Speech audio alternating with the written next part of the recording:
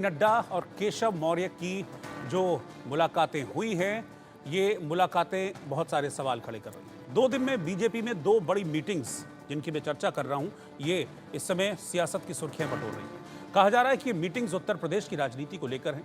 कहा यह भी जा रहा है कि यूपी में कुछ बड़ा होने वाला है। कई हिदायतों के बावजूद डिप्टी सीएम केशव प्रसाद मौर्य ने सोशल मीडिया प्लेटफॉर्म एक्स पर एक पोस्ट किया है और इस पोस्ट में अपनी बात को फिर से दोहराया है। उन्होंने एक्स पोस्ट पर लिखा, संगठन सरकार से बड़ा है। सवाल है कि केशव प्रसाद मौर्य का ये संदेश क्या किसी के लिए विरोध है या किसी खास को वो ये मैसेज, ये संदेश देने की कोशिश कर रहे हैं। क्योंकि एक बार नहीं, केशव प्रसाद मौर्य ने पहले जुबानी इस बात को कहा जब बीजेपी की कार्यकारिणी की बैठक वहां पर चल रही थी, मंच पर थे केशव प्रसाद मौर्य, तो उन्होंने बार बार 3 बार उस दिन भी दोहराया था, संगठन सरकार से बड़ा है, संगठन सरकार से बड़ा है, था, है और रहेगा। और उसके बाद फिर उन्होंने अपने सोशल मीडिया साइट पर उसी बात को दोहराया, एक्स पर यही बात लिखी कि संगठन सरकार से बड़ा है। केशव प्रसाद मौर्य का जो एक्ट है और उसके बाद उनके दिल्ली के जो चक्कर लग रहे हैं, जेपी नड्डा से उनकी मुलाकात हो रही है, इसको लेकर तमाम सवाल इस वक्त उत्तर प्रदेश की राजनीति में खड़े हो रहे हैं। और सवाल ये भी उठ रहा है कि क्या केशव प्रसाद मौर्य किसी विशेष को कोई मैसेज देने की कोशिश कर रहे हैं। इस बीच समाजवादी पार्टी के अध्यक्ष अखिलेश यादव ने एक एक्स पोस्ट की और इस पोस्ट में बीजेपी को निशाने पर लिया है।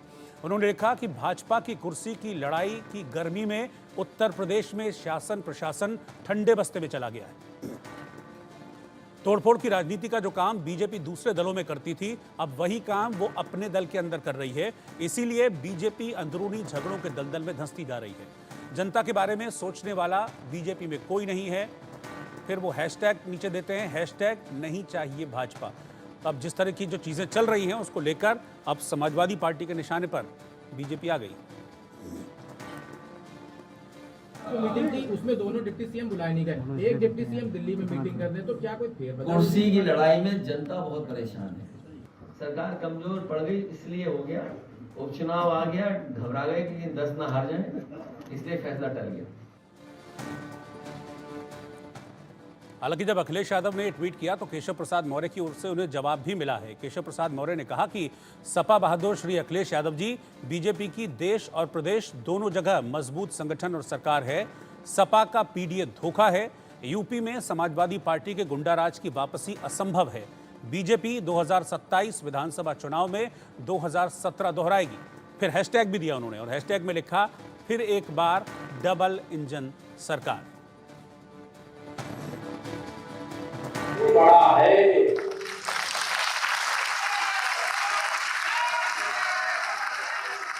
संगठन से बड़ा कोई नहीं होता है। संगठन सरकार से बड़ा है, बड़ा था, बड़ा रहेगा।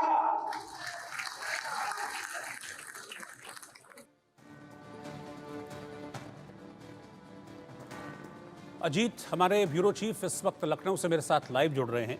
अजीत, ये पिछले 2, 4, 5 दिनों से जिस तरह की हलचलें चल रही हैं बीजेपी में, स्टेट में भी, और फिर स्टेट के नेताओं का सेंटर के नेताओं से मिलना हो रहा है। आज भूपेंद्र यादव मिले, कल केशव प्रसाद मौर्य पहुंचे थे।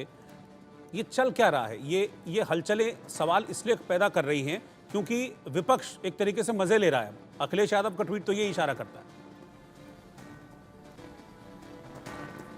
देखिए, बिल्कुल चल बहुत कुछ रहा है और सब दिल्ली में चल रहा है। उत्तर प्रदेश में मुख्यमंत्री योगी आदित्यनाथ लगातार उपचुनाव की तैयारियों की बैठक कर रहे हैं। थोड़ी देर पहले राज्यपाल से मिलकर आए। 29 जुलाई से विधानसभा सत्र शुरू होना है उत्तर प्रदेश का। लेकिन दिल्ली में पूरी हलचल, क्योंकि केशव प्रसाद मौर्य ने जो बयान दिया कि सरकार से बड़ा संगठन है, था और रहेगा, उसके बाद आज उन्होंने पोस्ट किया, फिर डिलीट किया, फिर पोस्ट किया, तो इसके कहीं ना कहीं मायने हैं। भूपेंद्र चौधरी जो यूपी के बीजेपी प्रदेश अध्यक्ष हैं, उनकी भी प्रधानमंत्री नरेंद्र मोदी से 1 घंटे के लगभग आसपास मुलाकात हुई, बड़े नेताओं से मुलाकात हुई। ये बात निकलकर लगभग सामने आ गई है, केशव मौर्य को सरकार से जाना है। उन्हें संगठन में कैसे फिट किया जाएगा और कहां फिट किया जाएगा, केंद्रीय नेतृत्व तय करेगा। लेकिन ये लगभग ये साफ हो चुका है, जिस तरह से केशव मौर्य का एटीट्यूड है, जिस तरह से उन्होंने ये पूरी प्लानिंग करी कि पहले वहां पर बोला, कार्य समिति का वीडियो बाहर रख किया अपनी बाइट का, जो कि कार्य समिति के अंदर था, जहां मीडिया अलाउ नहीं था, उसको एक्स पर पोस्ट कर दिया। फिर उसके बाद वो दिल्ली पहुंचे। दिल्ली में उनको तलब किया गया, जेपी नड्डा ने उनको समझाया। प्रधानमंत्री का भी एक मैसेज उन तक पहुंचा जेपी नड्डा के थ्रू। लेकिन उसके बावजूद वो मानने को तैयार नहीं हुए। और फिर आज उन्होंने सुबह पहले 9:03 पर ट्वीट किया, फिर उसको 10:15 पर डिलीट किया, फिर 10:45 में दोबारा उनके ऑफिशियल ट्विटर से ट्वीट होता है। तो इसके बहुत सारे मायने हैं। और देखिए, केशव प्रसाद मौर्य लगातार उत्तर प्रदेश में जब से सरकार बनी है हमेशा योगी आदित्यनाथ को लेकर कुछ ना कुछ राग अलाप छेड़ते रहते हैं और उनकी एंटी लाइन पर हमेशा रहते हैं और कभी भी उनके या उनके समर्थक हमेशा योगी आदित्यनाथ का विरोध करते हैं। जबकि केंद्रीय नेतृत्व ये साफ कर चुका है कि योगी आदित्यनाथ ही उत्तर प्रदेश के नेता हैं, उनके पीछे आपको चलना। और उत्तर प्रदेश ही नहीं, देश के सर्वमान्य नेताओं में अगर प्रधानमंत्री नरेंद्र मोदी और अमित शाह को छोड़ दें तो सबसे ज्यादा डिमांड योगी आदित्यनाथ की है। लेकिन केशव प्रसाद मौर्य अभी भी उनको ये लगता है कि वही मुख्यमंत्री बनेंगे, वही सब कुछ होंगे, इस हिसाब से उनका जो कार्य क्रियाकलाप रहता है, जिस तरह कार्य करते हैं। लेकिन इस बार उन्हें यह बयान महंगा पड़ने वाला है, क्योंकि खबर यह भी है कि उन्होंने जेपी नड्डा के सामने जब उनके पेच कसे गए तो उन्होंने कहा कि नहीं, मुझे सरकार में रहना ही नहीं है, हमें संगठन में कोई जगह जहां आप समझते हो दे दें। लेकिन खबर यह भी है कि उत्तर प्रदेश के मुख्यमंत्री का भी दो टूक जवाब केंद्रीय नेतृत्व को जा चुका है। वो सीधे तौर पर कह चुके हैं कि इनके साथ हम भी काम करने को तैयार नहीं है। क्योंकि आप देखे होंगे इसके पहले भी जब इस तरह की स्थिति उत्पन्न करते हैं केशव मौर्य, तो सरकार और संगठन के तालमेल की खबरों को बल मिलता है। अखिलेश यादव ट्वीट करते हैं, उनका जवाब मिलता है, फिर केशव मौर्य जो है पलटवार करते हैं। लेकिन आप मौका देते हो, आप सरकार और संगठन पर अपनी ही सरकार को कटघरे में खड़ा कर रहे हैं। तो आप डिप्टी सीएम किस बात के लिए हैं? आप डिप्टी सीएम के क्यों बने हैं? आप लोक निर्माण विभाग था, आपको ग्राम विकास विभाग दिया गया, कुछ हुआ मुख्यमंत्री के बीच, इसीलिए आपके का कद जो है वो घटाया गया। हालांकि डिप्टी सीएम आप बने रहे, जबकि 2022 का चुनाव सिराथू से पल्लवी पटेल ने आपको हरा दिया। तो आप कैसे ओबीसी के इतने बड़े नेता हो जाएंगे? लेकिन आपको हरा दिया। मेरा सवाल तो बहुत सारा सिनेरियो है जी। मेरा सवाल ये है कि ठीक है, जैसा कि आप बता रहे हैं कि केशव प्रसाद मौर्य ये कह चुके हैं, ऐसा सूत्रों के हवाले से खबर है कि भाई मुझे नई सरकार में रहना, मुझे आप संगठन में जिम्मेदारी दे दीजिए। अब संगठन में कोई छोटा मोटा पद तो वो मांगेंगे नहीं, जाहिर सी बात है कि बड़े पद की वो डिमांड करेंगे। अगर यूपी के संगठन में कोई बड़ा पद मिलता है केशव प्रसाद मौर्य को, तो क्या वो टकराव थम जाएगा, फिर वो टकराव बढ़ेगा? सवाल ये भी है।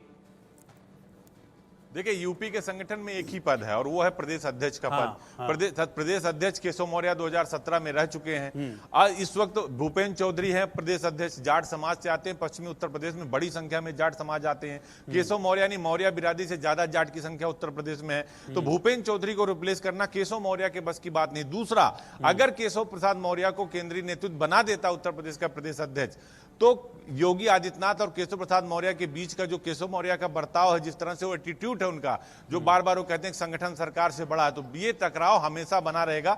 तो सरकार और संगठन में कभी भी तालमेल नहीं बैठेगा। तो केंद्रीय नेतृत्व ऐसा नहीं करेगा। हाँ, तीसरा विकल्प ये जरूर है कि केंद्र में केशव प्रसाद मौर्य को कोई जगह दी जा सकती है, चाहे राष्ट्रीय महासचिव बना दे, संगठन मंत्री बना दे, सेंट्रल में ही उनको एडजस्ट किया जा सकता है। और ये चर्चा 2 साल पहले भी चली थी, 2022 के चुनाव से पहले। लेकिन अब उसको ज्यादा बल मिल रहा है, क्योंकि मामला बिगड़ गया है। क्योंकि आप संगठन की स्थिति, सरकार की स्थिति, उपचुनाव में जाना है, आपको एक लिटमस टेस्ट है, आपको ये साबित करना है कि नहीं, 24 में जो रिजल्ट आया अभी भी हमारा जनाधार है। जो 9% वोट आपका घटा है उत्तर प्रदेश में, 50 से 41 हो गया, उस 9% को आपको कवर करना है। उसको लेकर मुख्यमंत्री 30 मंत्रियों की बैठक कर रहे हैं, वो उत्तर प्रदेश में उपचुनाव की तैयारी कर रहे हैं। और आप एक नया जो है राग अलाप रहे हैं, आप नया एक शगुफा छोड़ दिया आपने। सरकार और संगठन के बीच जो तालमेल की खबरें आ गई, उसको लेकर पूरा जो रायता, जिसको बोलते हैं गांव में, कि रायता फैला दिया आपने। तो कहीं ना कहीं देखिए, इसका असर पार्टी पर पड़ेगा, सरकार पर पड़ेगा, और केंद्रीय जो नेतृत्व है डैमेज कंट्रोल करेगा। और डैमेज कंट्रोल का एक ही तरीका बचा आज की तारीख में, क्योंकि योगी आदित्यनाथ अपनी लाइन पे चलते हैं। उनको किसी इस बात से फर्क नहीं पड़ता कि सामने वाला क्या कर रहा है, वो कितना मजबूत है, कौन उसको बूस्टअप कर रहा है। इससे फर्क योगी आदित्यनाथ को कम से कम नहीं पड़ता, क्योंकि वो अपनी लाइन पर चल रहे हैं और उसी पर चलेंगे। वो अपनी लाइन से अलग नहीं हटेंगे, आपको जो करना है करिए।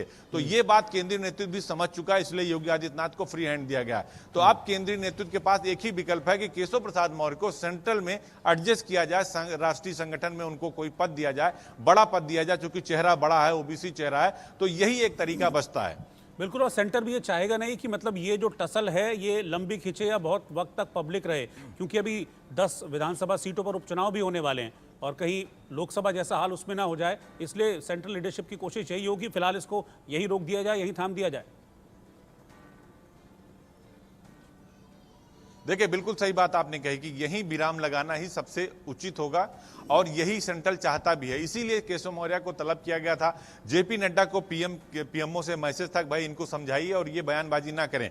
एक सप्ताह पहले भी केशव प्रसाद मौर्य को जेपी नड्डा ने कहा था कि आप इस तरह के बयानबाजी मत करिए, जो अंदर खाने की जो विरोध है वो निकलकर सड़क पर नहीं आना चाहिए, घर की लड़ाई घर में ही सिमट जानी चाहिए और उसका एक रास्ता निकाला जाएगा। लेकिन उसके बाद भी केशव प्रसाद मौर्य ने जिस तरह से वीडियो पोस्ट किया, जिस तरह से उनका बॉडी लैंग्वेज था, वो कहीं ना कहीं सवालों के कटघरे में आ गया और वो मामला दिल्ली तक पहुंच गया। तो अब केंद्रीय नेतृत्व बार बार उनको कल भी समझाया गया, उसके बाद भी उन्होंने ट्वीट कर दिया। तो देखिए, बीजेपी में बहुत देर तक आप सर्वाइव अनुशासनहीनता करके नहीं कर सकते, क्योंकि ऊपर बैठे जो लोग हैं वो इस बात को समझते हैं कि योगी आदित्यनाथ का कोई विकल्प नहीं है आपके पास। केशव मौर्य का विकल्प तो आप निकाल लेंगे, लेकिन योगी आदित्यनाथ का विकल्प आपके पास नहीं है। लिहाजा वही करना होगा जो योगी आदित्यनाथ चाहते हैं। और उत्तर प्रदेश में आज की तारीख में भी योगी को अगर माइनस कर दिया जाए तो बीजेपी के पास कोई ऐसा चेहरा नहीं है जो बीजेपी को उत्तर प्रदेश में खड़ा कर सके। और यह बात प्रधानमंत्री इसलिए बार बार कह चुके हैं, शपथ ग्रहण समारोह में भी उन्होंने गर्मजोशी से योगी आदित्यनाथ की पीठ थपथपाई और उनको फ्री हैंड दिया। उसी हिसाब से वो काम कर रहे हैं, वो उपचुनाव की तैयारी में जुड़े। लिहाजा अब केशव प्रसाद मौर्य के सामने वही विकल्प है कि अगर आप डिप्टी सीएम का पद आप छोड़ते हैं तो आपको संगठन में मौका दिया जाएगा। और देखिए, संगठन में आप हैं तो संगठन तो ये कहता है कि अनुशासनहीनता नहीं चलेगी। संगठन में रहकर ही आप संगठन की लाइन से अलग जा रहे हैं, तो इस पर कोई ना कोई एक्शन होगा, भले ही उन्हें केंद्र में कोई संगठन में बड़ा पद दे दिया जाए, लेकिन उत्तर प्रदेश से कम उनका जाना तय माना जा रहा है। बहुत बहुत शुक्रिया अजीत आपका इस पूरी जानकारी के लिए, डिटेल जानकारी के लिए कि चल क्या रहा है।